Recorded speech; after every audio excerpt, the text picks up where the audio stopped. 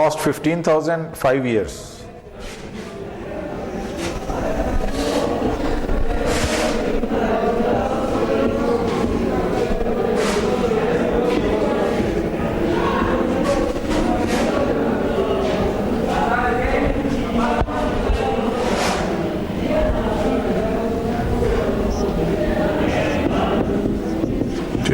Investment करनी है and 4500 per year हमें रिटर्न मिलता रहेगा।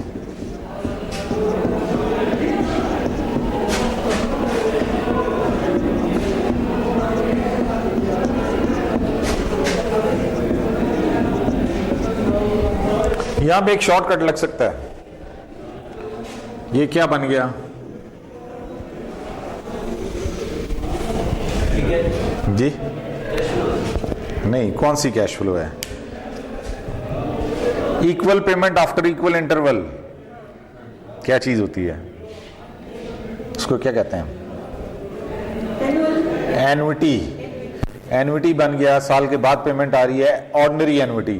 तो अगर हम इसकी present value of ordinary annuity निकालने बजाय हर साल का 5 साल में 5 कैलकुलेशंस करने के एक ही कैलकुलेशन कर लें तो हमारा काम हो जाएगा। ट्राई करके देख लें।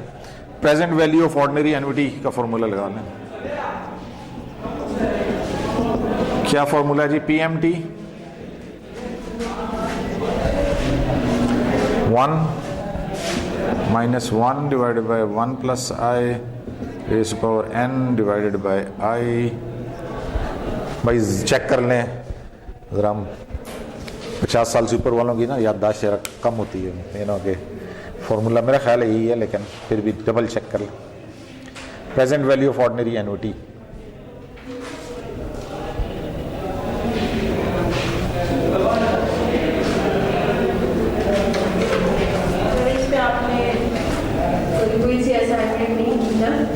तैयारी नहीं की ना, बस ये इकट्ठा ही मिड के बाद नहीं है। मिड में है ना, ये है। हाँ चौथा, तो ये चौथा है ना।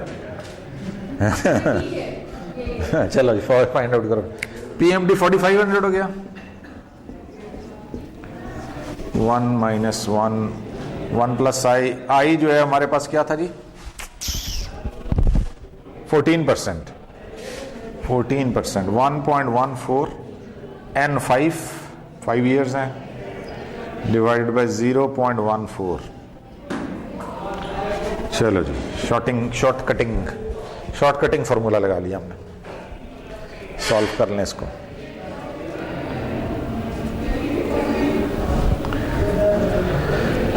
$4,500 फॉर 5 years की प्रेजेंट वैल्यू कितनी आ गई?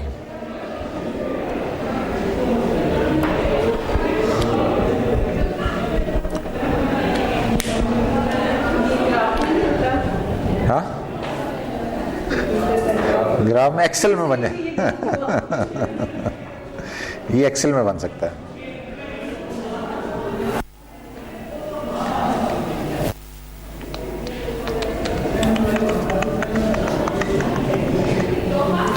फाइनेंशियल कैलकुलेटर तो कुछ और कैसे चले करें, फिर पता चलता है फाइनेंशियल कैलकुलेटर हमारे डिफरेंस कितना आता है।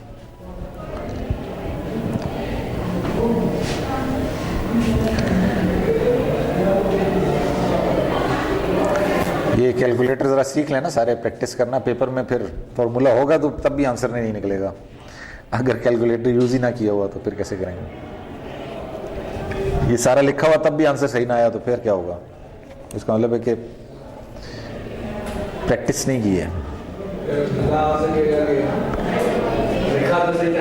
कोशिश यही थी ना, यहाँ तक तो ठीक है मेरा, इसके नंबर दे दो। आगे जो बात है वो कुछ मशकूक है। 2 कैटेगरीज है ना पेपर में। एक कैटेगरी वो जो ये कर लेते हैं, सारा आंसर गलत आ जाता है, तो वो एडमिट, उसको फिर भी बेनिफिट डाउट दे देते हैं, कुछ आता है। एक कैटेगरी वो है जिसने सारा गलत किया, आंसर ठीक लिखा हुआ है, वो तो फिर चीते हैं ना। वो तो आंसर कैसे आया भाई तुम्हारा?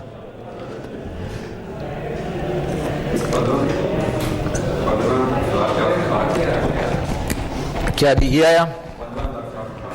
15,460। तो एनपीवी कितना हो गया? एनपीवी कितना हो गया, कितना 18। ओह अब एक और निकालो भाई। तीन दो गवाइयां हैं तो ठीक होगा, 15,460 ठीक है। अच्छा एनपीवी कितना हो जाएगा, 15,460 में से 15,000 माइनस कर देना, ये वाले 460 आ गया, ठीक हो गया। फाइनेंशियल कैलकुलेटर क्या कहता है, वो कहता है जी एनपीवी इज 448, ठीक है, मतलब कम नजदीक है, 460 488 48, ठीक हो गया। तो ये हमारा आ गया जी NPV for project S. Similarly we can find out the, देखना प्रोजेक्ट वाई का जो था, सॉरी प्रोजेक्ट एल में फिर लंबी कैलकुलेशन करने के बजाय हम यही शॉर्टकट लगाते हैं, NPV for project L. Initial investment in project L is 37,500 और 5 years तक हमें जो उसमें मिल रहा है वो 11,100।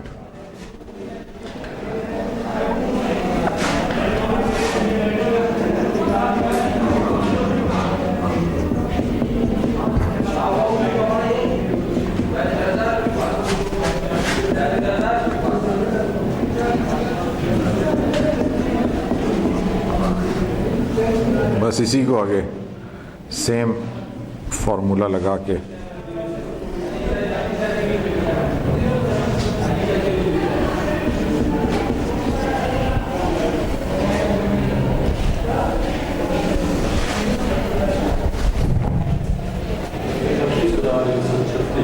कितना,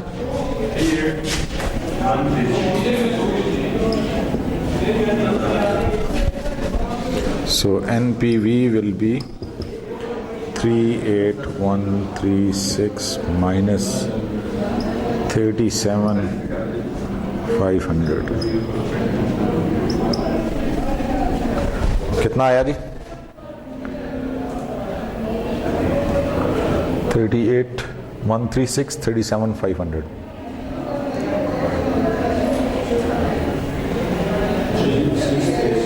Six 36।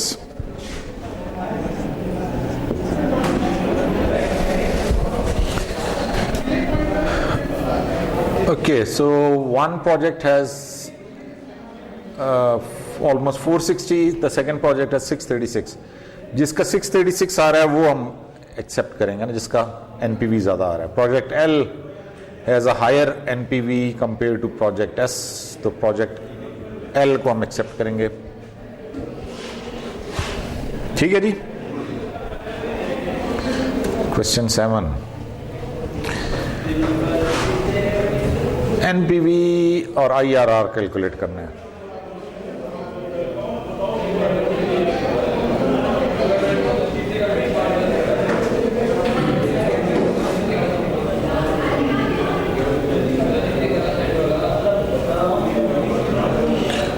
प्रोजेक्ट ए का आईआरआर और प्रोजेक्ट बी का आईआरआर।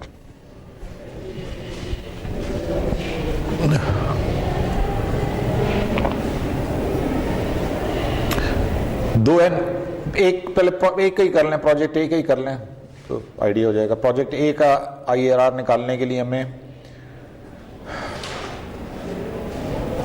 12% पे कितना आता है, पहले एनपीवी देख लें कितना आता है। अगर वो पॉजिटिव है तो अगला फिर हम उससे ज़्यादा रेट लेंगे और नेगेटिव ले आएंगे। एक 12% पे कर लें, एक 24% पे कर लें, निकल आएगा। पहले 12% पे निकालना है इसका एनपीवी प्रोजेक्ट ए का।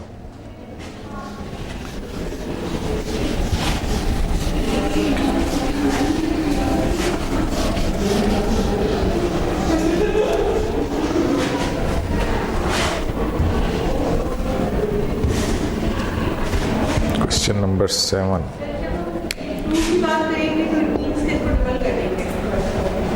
अब लगता है ऐसे ही है जनरली, वो पता चलेगा ना एमपीवी से हमें कितना आता है, तो वो जो वैल्यू आ रही है उसको नेगेटिव में लाने के लिए कितना ऊपर, पहले 12% में निकाल लें फिर हमें आइडिया हो जाएगा कि कितना डिफरेंस आता है। प्रोजेक्ट ए का आईआरआर कैलकुलेट करना। कितने साल हैं भाई? 7 साल हैं। 1 2 3 4 5 6 7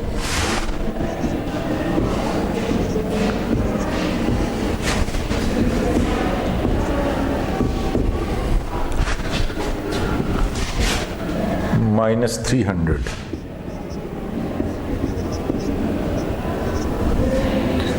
-387 387 193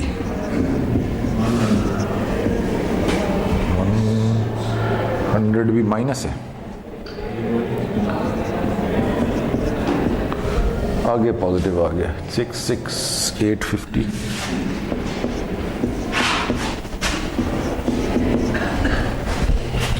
180 फिर माइनस है।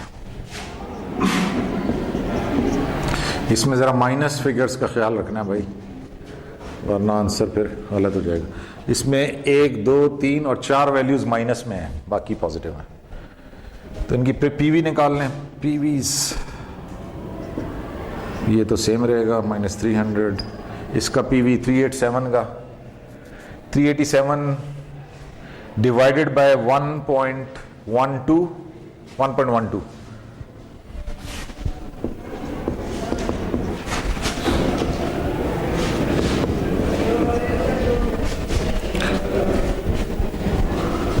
300 divided by 1.12 345 सॉरी 387 है। 345 माइनस में है 345 -193 divided by 1.12 raise to the power 2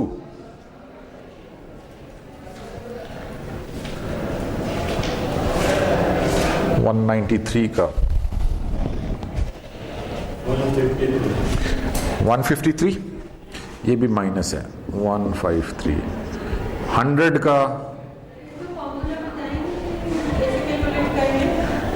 ये है ना 3 है ना 100 divided by 1.12 raise to the power 3 71 अच्छा जी 600 divided by 1.12 raise to the power 4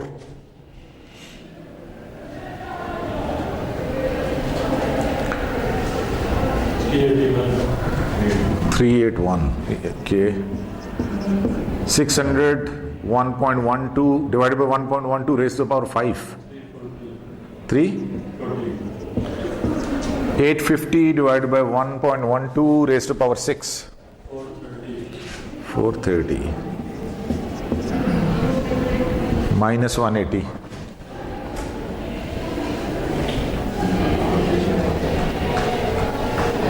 180 divided by 1.12 81 भाई ये ज़रा कंफर्म भी कर लें कि कोई गलत ना हो। अच्छा अब हमने करना ये है कि जी ये माइनस वाले सारे ऐड करना है 1 2 3 4 5 ये वैल्यूज़ ऐड कर लें माइनस वाली सारी।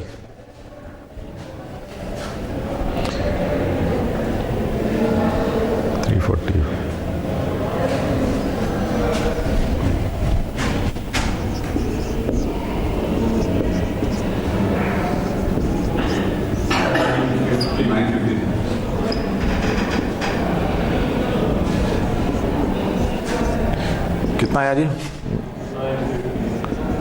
-950 ये एनपीवी आ जाएगा।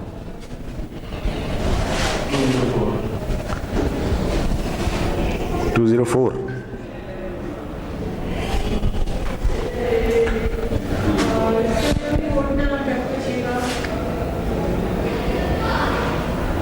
उसका 200 आ रहा है, ठीक है 200 204 4 का डिफरेंस है।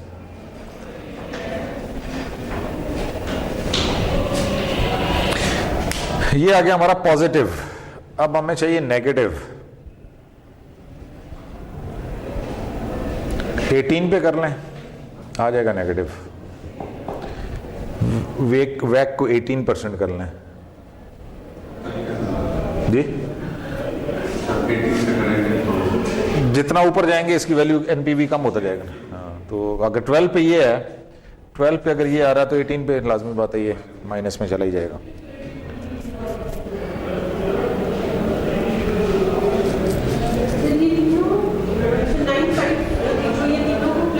हाँ, इन तीनों, ये पॉजिटिव वाले का ये आ गया और नेगेटिव वालों का ये आ गया, 950 आ गया।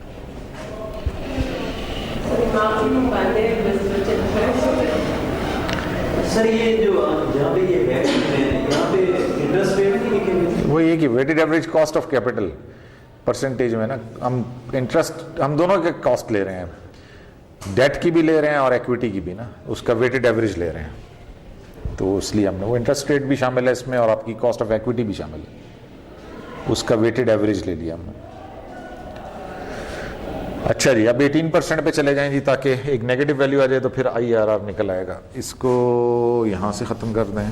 सर इस चीज़ को फिर सिर्फ हम बैक नहीं लिखेंगे, फिर बैक के साथ कोई इंटरेस्ट का नंबर डालेंगे, क्योंकि बैक तो वो चीज़ है। वो क्या है सर? बैक तो है कि वेटेड के वो इसमें जो है ना किस चीज़ की, अगर हम सिर्फ डेट का निकालना चाहते हैं या इक्विटी का निकालना चाहते हैं, तो इसमें जो है ना डेट कितना है और इक्विटी कितनी है, वो बैक तो वो चीज़ है, उन दोनों की परसेंटेज है वो। It's a weighted average cost of capital. तो वेट ऑफ डेट भी शामिल है, वेट ऑफ इक्विटी भी शामिल है, तो बस। लेकिन सर यहाँ पे चीज़ इंटरेस्ट जो है ना उसकी वैल्यू लगनी है यहाँ पे। नहीं, ये जो हमारे जो आते हैं ना प्रोजेक्ट में हम प्रोजेक्ट की कॉस्ट लेते हैं, प्रोजेक्ट की कॉस्ट में कॉस्ट ऑफ डेट भी शामिल है, कॉस्ट ऑफ इक्विटी भी शामिल है, इसलिए उसका वेटेड एवरेज कॉस्ट ले रहे हैं। ये जो हम प्रोजेक्ट का रिटर्न देख रहे हैं तो हमें फिर प्रोजेक्ट की कॉस्ट भी देखनी है ना। तो प्रोजेक्ट की कॉस्ट खाली डेट तो नहीं है, जिसने इन्वेस्टमेंट की है वो भी तो रिटर्न लेना चाहता है ना, कि वो फ्री में है।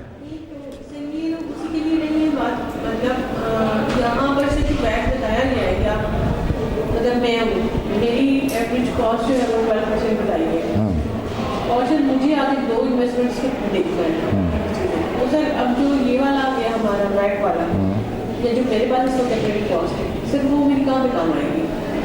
अभी आपने इन्वेस्ट नहीं किया ना, अभी तो करना है। हाँ, तो आप दोनों के इसके कंपैरिजन करो। मतलब आई है भी नहीं। ठीक है, तो आप जो इसमें से जो आपका प्रोजेक्ट जिसका एनपीवी ज़्यादा आएगा आप उसमें इन्वेस्ट करेंगे, एक में इन्वेस्ट करेंगे, दोनों में नहीं इन्वेस्ट करेंगे। अच्छा जी, 18% पे ये चेंज कर दें बस, बाकी तो कहानी वही है। पीवीज निकाल लें।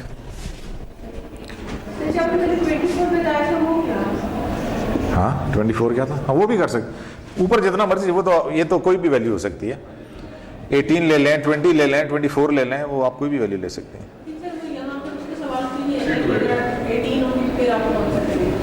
नहीं, ये वैल्यू आपने चूज करनी है। उसने 12% दिया तो उस पर आपने निकाल लिया, वो आपको पता चल गया पॉजिटिव। अब आपको एक कोई भी cost of weighted average cost of capital percentage चाहिए जिसमें वो नेगेटिव आए, तो जितना IRR में सब में IRR सब में यूज किया, जो भी IRR निकाला हमने इसी तरह निकाला ना। इसकी तो नहीं निकाली, हाँ नहीं निकाली, नहीं। तो अब हम निकालना चाह रहे हैं, लेकिन हमें पहले एक एनपीवी चाहिए जो नेगेटिव में आए, तो उसके लिए हम फिर कॉस्ट ऑफ कैपिटल को ऊपर लेके गए हैं। हमने कहा जी 12 पे तो पॉजिटिव है, 18 पे जाएं तो नेगेटिव आ जाएगा। तो अब 18 पे इसको कैलकुलेट करें, क्या आता है भाई? -328। अगला 138। अगला 60 61 309 262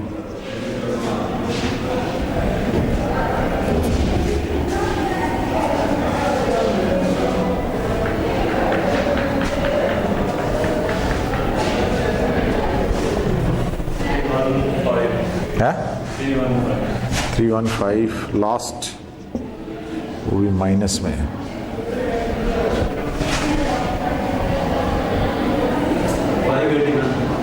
हाँ 56 हो सकता है, 180 तो है टोटल वैल्यू। हाँ 58 है।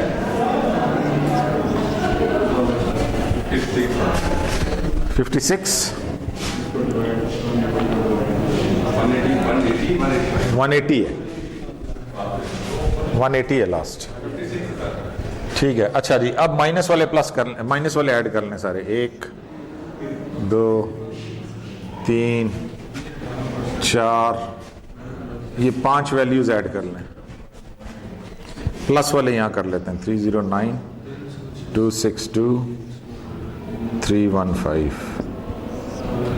16 1 1 8 883 सर 8 6 और 2 8 886 है 886। ये पॉजिटिव आ रहा है, फिर पॉजिटिव नहीं आना चाहिए, हमें तो नेगेटिव वैल्यू चाहिए। एक और फ्रेंड रहा इतनी 24 वाली 18% पे इसने क्या निकाला था? IRR 12% पे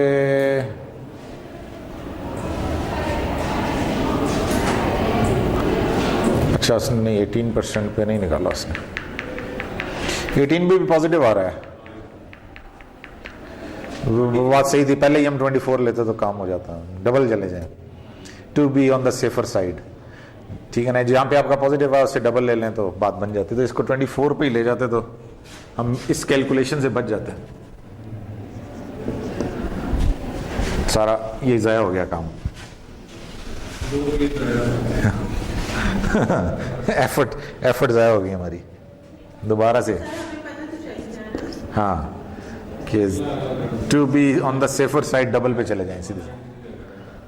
अगर ऐसी सिचुएशन हो तो हम क्या करेंगे?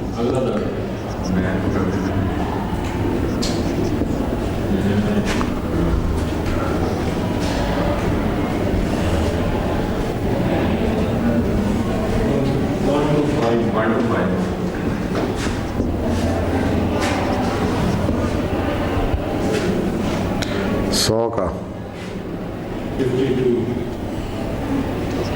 600 का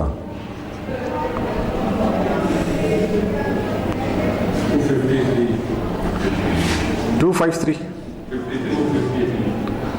अगला 600, अगला 850,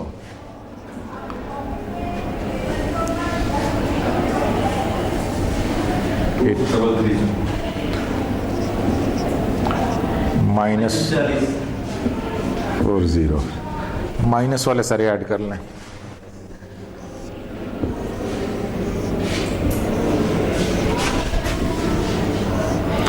अब तो उम्मीद है कि माइनस बढ़ा आ रहा है।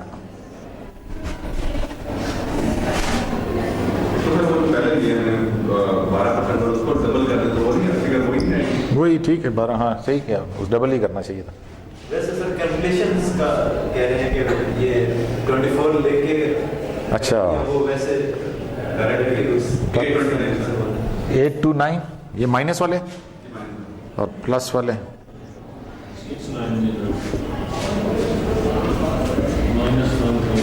-39। चलो जी, अब IRR निकल आएगा। लोअर NPV, लोअर रेट क्या था इसका? 12% ना। फिर क्या आगे डिफरेंस दोनों का? वो भी 12 ही आ जाएगा, 12 और 24 का डिफरेंस। फिर NPV एट लोअर कितना था? 12 पे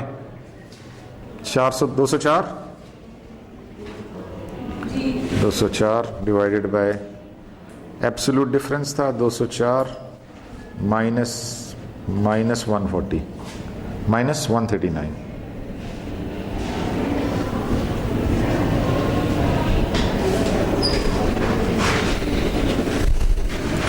बारह और 24 के बीच में ही आना चाहिए कहीं। 18 से ज़्यादा होना चाहिए। हाँ, 18 से ज़्यादा होना चाहिए। 18 से भी ज़्यादा होना चाहिए। सही आ गया। 19.13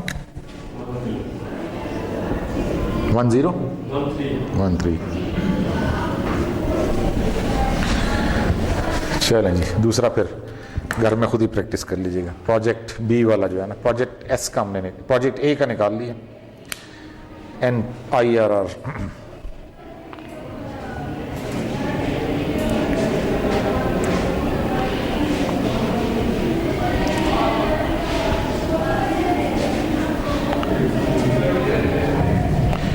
IRR प्रोजेक्ट ए का, उसका 18.1 है, हमारा 19.13, ठीक है। वो प्रोजेक्ट ए का NPV 200 था, ठीक है, 204।